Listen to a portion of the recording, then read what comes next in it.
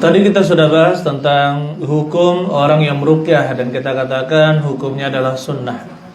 Barang siapa yang mampu di antara kalian untuk memberi manfaat kepada saudaranya, maka lakukanlah.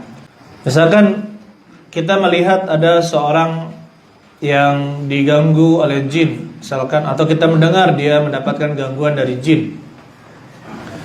Kemudian kita inisiatif untuk meruqyah dirinya, ya, maka orang tersebut hukumnya jaiz, boleh, tanpa makruh sedikit pun. Kemudian syarat meruqyah. Syarat meruqyah yang pertama, ruqyah itu dilakukan dengan titik dua, kitab Allah, qama, zikir, menyebut nama Allah dan sifat-sifatnya.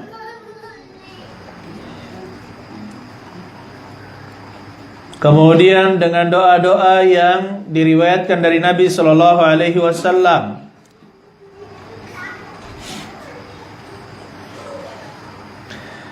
Kemudian dari doa-doa yang hukumnya boleh diucapkan. Doa-doa yang hukumnya boleh diucapkan. Kemudian syarat yang kedua,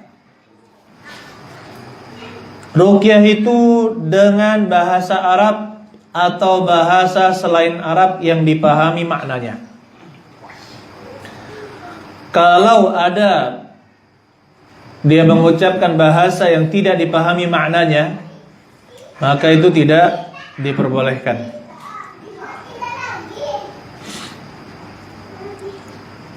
Kemudian yang ketiga, orang yang meruqyah meyakini bahwa pengaruh ruqyah tersebut adalah hanya dari Allah Subhanahu wa ta'ala, bukan dari dirinya. Apabila dia menggantungkan kepada dirinya sendiri, maka dia telah terjatuh ke dalam kesyirikan, walaupun syiriknya adalah syirik kecil. Jadi harus kita gantungkan kepada Allah Subhanahu wa ta'ala. Jadi pengaruh ruqyah ini adalah karena Allah ta'ala. Allah menginginkannya berpengaruh. Jika tidak, maka tidak. Dan yang namanya ruqyah, ayyuhal ikhwan, tidak boleh dengan kata-kata yang tidak bermakna atau tidak kita pahami, seperti menggunakan bahasa-bahasa syaitan misalkan, atau dengan jimat-jimat, atau menyebut nama-nama syaitan.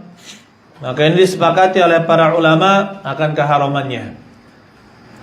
Begitu pula tidak boleh meruqyah dengan sesuatu yang diharamkan, seperti meruqyah dengan benda-benda najis, dan juga benda-benda yang diharamkan seperti barang curian. Maka ini tidak diperbolehkan. Begitu pula meruqyah dengan meyakini bahwa dia mengetahui hal yang gaib. Jadi itu syarat dalam meruqyah. Kemudian meruqyah itu adalah ijtihad. Pendapat yang kuat, boleh dilakukan dengan ijtihad selama tidak melakukan hal-hal yang diharamkan di dalam syariat. Sebagaimana di dalam riwayat Auf bin Malik al-Asja'i, beliau mengatakan, kunna narqi fil jahiliyah, dulu kami meruqyah di masa jahiliyah. Faqulna, dan kami mengatakan, ya Rasulullah, kaifa tara fi dzalika, bagaimana menurutmu akan hal tersebut? Faqal, maka beliau berkata, i'ridu alayya ruqakum, tunjukkanlah kepadaku cara meruqyah kalian. La ba'sa birruqa, tidak mengapa melakukan ruqyah, ma lam yakun fihi syirkun, selama di dalamnya tidak ada kesyirikan. Jadi selama tidak ada kesyirikan, tidak ada sesuatu yang diharamkan, maka tidak mengapa meruqyah dengan cara itu. Allahu a'lam bishawab. Jadi bisa menggunakan berbagai macam cara dalam meruqyah, seperti bidara. Bidara itu tidak ada di zaman Nabi SAW digunakan untuk meruqyah, tapi digunakan oleh para ulama untuk meruqyah jin, dicampurkan bidara, diminumkan, ya. Maka itu juga biidznillah ta'ala itu sangat berpengaruh ya terhadap jin. Taib. Kita bagi cara meruqyah kepada dua. Yang pertama dari segi bacaan, kemudian yang kedua dari segi apa? Dari segi praktek dengan benda-benda, insyaallah, untuk membantu kita meruqyah. Sudah di-share PDF? Ada ya, PDF yang ada, yang di-share, PDF yang di-share itu ada 3 kelompok bacaan ruqyah. Kalau Anda perhatikan, itu ada 3 bacaan. Ada yang ruqyah ringkas, bacaan-bacaan yang ringkas. Ada yang sedang, bacaan-bacaan yang agak panjang. Kemudian ada yang sangat panjang. Nah, kalau mau meruqyah, maka ruqyah dengan bacaan yang sedang yang ringan dulu. Kemudian kalau masih belum keluar, kita tingkatkan ke yang sedang. Kalau masih tidak selesai juga, maka kita tingkatkan dengan yang lebih panjang. Taib. Bisa diminggirkan mejanya, insyaallah. Sekalian aja praktek karena waktunya sampai isya saja nih. Mana minta ini.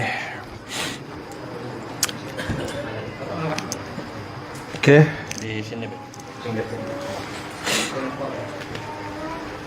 Oh iya, pakai apa? Nah.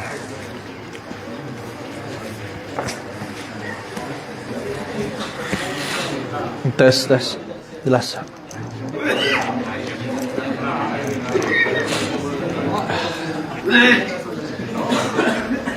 Satu yang masih bujang sini, maju ke depan.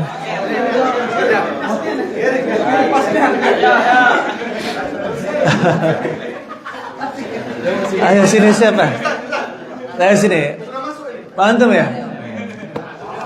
Bismillah. Nah, di sini kita kadang kan bagaimana memulai meruqyah gitu ya. Insyaallah gitu. Bagaimana kita mulai meruqyah? Jadi yang pertama yang perlu kita persiapkan, ada beberapa hal yang perlu kita persiapkan. Yang pertama,